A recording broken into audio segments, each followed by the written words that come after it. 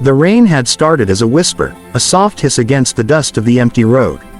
By the time Clara stumbled through the tall grass at the edge of the valley, it had grown into a steady downpour that soaked her thin shawl and turned the earth beneath her boots into thick, clinging mud. Her lungs burned. Her legs trembled. Every step felt heavier than the last. Behind her, somewhere beyond the curtain of rain, men were shouting. "Spread out. She can't have gone far. Don't let her reach the ridge." Clara bit back a sob and forced herself forward.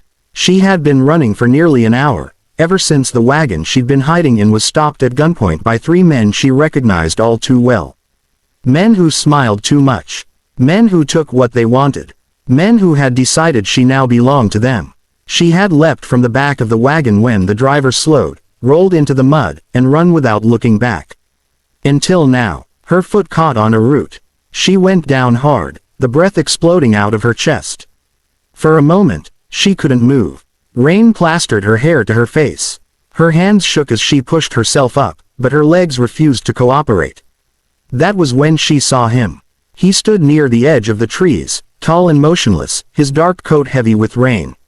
A wide-brimmed hat shadowed his face, but she could see the glint of his eyes as he watched her struggle.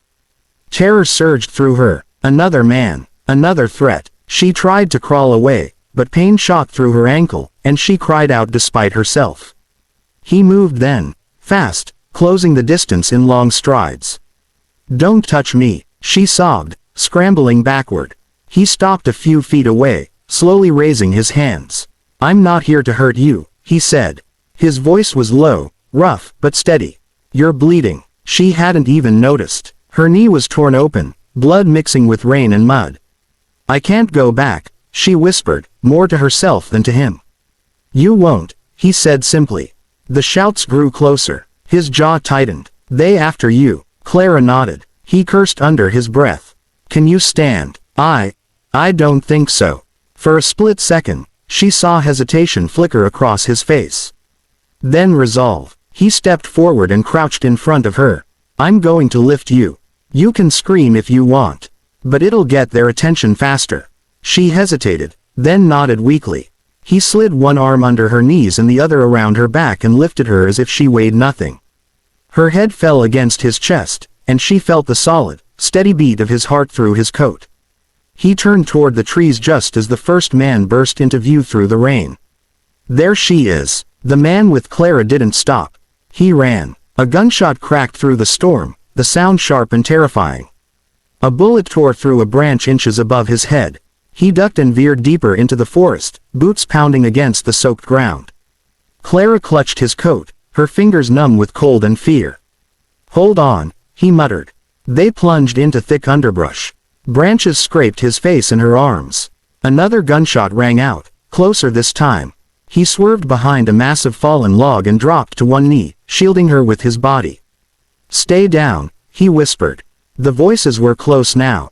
"She went this way. I swear I saw someone grab her." "Spread out." Clara's entire body shook. She pressed her face into his chest, trying to quiet her breathing.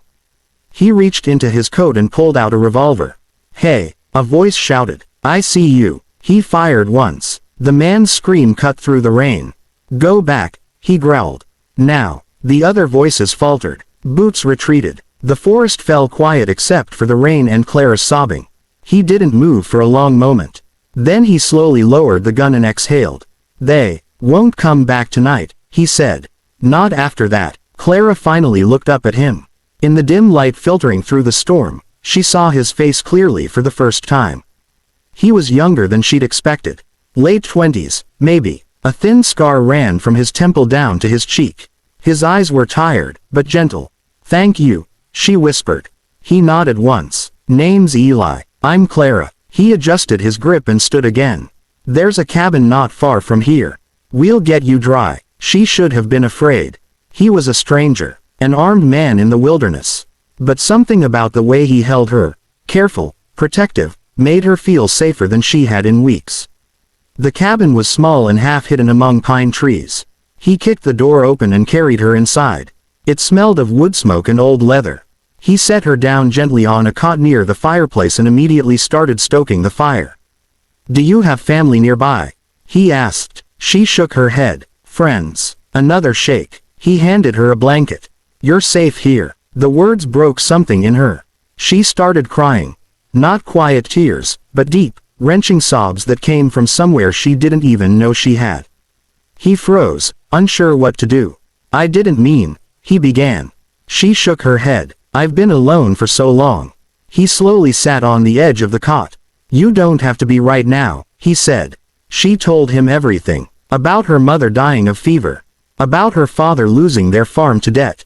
About the job that promised safety but led her straight into the hands of cruel men. About running. Always running. Eli listened without interrupting. When she finished, her voice was hoarse, and her eyes were swollen. They would have. She couldn't finish the sentence. His jaw clenched. They won't touch you again. Why did you help me? She asked quietly. He stared into the fire. Because someone once didn't help me, he said. And I've been trying to make up for it ever since. She studied him. You're not what people say you are, she said. He let out a bitter laugh. People say a lot of things. Are they true? Some of them, he admitted. Silence settled between them, heavy but not uncomfortable. I don't have anywhere to go, she whispered.